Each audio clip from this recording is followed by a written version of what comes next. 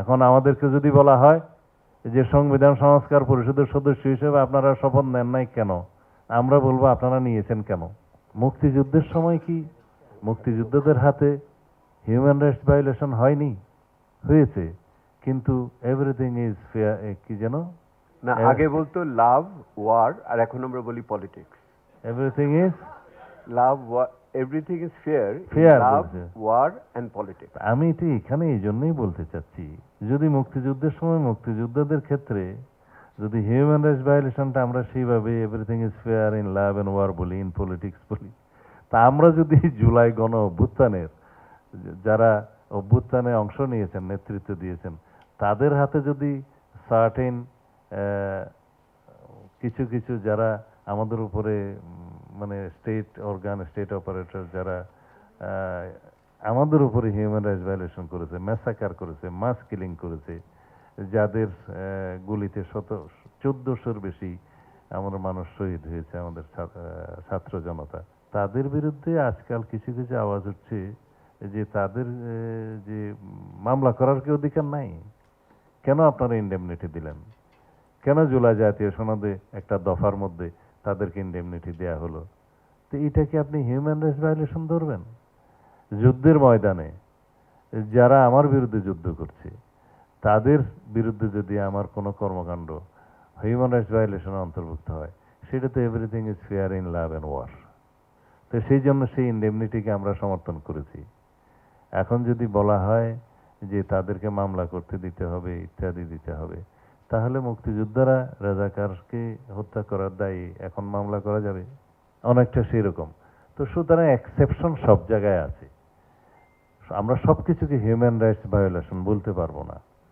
আমাদের অবস্থা গণ অভ্যুত্থানের সময় আমরা যেভাবে আমাদের জুলাই যোদ্ধাদেরকে ইন্ডেমনিটি দিয়েছি, সেটাতে আমাদেরকে সম্মত থাকতে হবে জাতীয় ভিত্তিতে।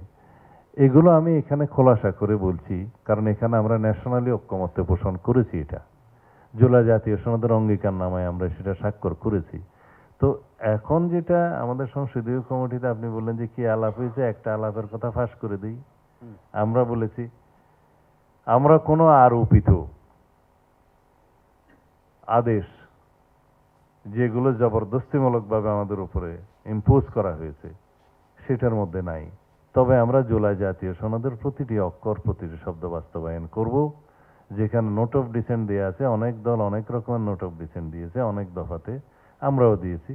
সেখানে বলা আছে যদি নির্বাচনী ম্যানিফেস্টোতে উল্লেখপূর্বক জনগণের ম্যান্ডেট প্রাপ্ত হয়, সেই সমস্ত দলসমূহ সেটা বাস্তবায়ন করতে পারবে। সেই অ্যাকর্ডিংলি 70 অনুচ্ছেদের কথা আমরা বলছি। আমরা 4টা বিষয়ে সম্মত হয়েছি, কিন্তু অনেক দল 2টো বিষয়ে সম্মত হয়েছে, অর্থ বিল এবং আস্থা ভোট। এই 2টা বাদে বাকি সব বিষয়ে এমপিরা স্বাধীন। আমরা বলেছি না, আরো 2টা বিষয়ে পরাধীন। একটা হচ্ছে সংবিধান সংশোধনী, আর একটা হচ্ছে যদি যেসব যুদ্ধ পরিস্থিতি কখনো হয় সেই সময় যে আইন আসবে সেটা দলের পক্ষে থাকতে হবে। তো এই 4টা বিষয় বাদে বাকি বিষয়ে স্বাধীন। এই 2টাতে আমাদের নোট অফ ডিসেন্ট ছিল।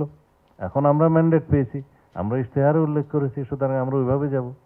আমরা বলেছি যে 100 আসনের উচ্চকক্ষ নির্মিত হবে এবং আসনের অনুপাতে হবে, সেখানে সংবিধান সংশোধনীটা যাবে না।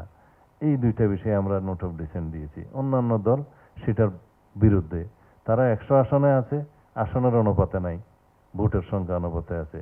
তারা সংবিধান ওখানে সংশোধন নিতে চায়, আমরা ওখানে নিতে চাই না। সুতরাং যেভাবে আমরা নোট অফ ডিসেন্ট হয়েছি, আমরা ইশতেহারে উল্লেখ করেছি এবং আমরা সেইভাবে ম্যান্ডেট প্রাপ্ত হয়েছে, আমরা সেইভাবে যাব। এই হচ্ছে আমাদের কথা। এখন আমাদেরকে যদি বলা হয় যে সংবিধান সংস্কার পরিষদের সদস্য হিসেবে আপনারা শপথ নেন নাই কেন, আমরা বলবো আপনারা নিয়েছেন কেন? কেননা আমাদের এখানে একটা ব্যালট ছিল জাতীয় সংসদ নির্বাচনের জন্য, সেই ব্যালটে সংসদ সদস্য প্রার্থীদের মার্কা ছিল, সেই মার্কাতে জনগণ ভোট দিয়েছে, আমরা সংসদ সদস্য হয়েছি। আমাদের ইশতেহার অনুসারে আমরা ম্যান্ডেট প্রাপ্ত হয়েছি, আমরা সংসদ সদস্য হিসেবে সেই ম্যান্ডেট অনুসারে সার্বভৌম জাতীয় সংসদ আমরা প্রতিনিধিত্ব করব। এখানে কোনো ব্যালটে তো সংবিধান সংস্কার পরিষদের সদস্যদের ভোট হয় নাই। যদি গণভোটের রায় আমরা মান্য করি, সম্মান দিই, সেটা তো সংসদে আসতে হবে।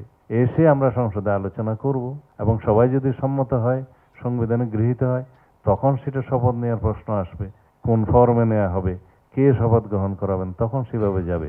এখন জবরদস্তি যদি আমাদেরকে কালকে বলা হয়, অবশ্য ভুলবে মনে হয় কালকে, যে আপনারা শপথ গ্রহণ করুন, সেটা তো হতে পারে না, এটা তো জবরদস্তিমূলক। তা আমরা এইভাবেই ডেমোক্রেটিক চর্চাটা, আলাপ আলোচনা, তর্ক বিতর্কের মধ্য দিয়ে জাতীয় সংসদের ভিতরে সীমাবদ্ধ রেখে আমরা গণতন্ত্রকে বিকশিত করব, সেই আশায় দিন গুনছি।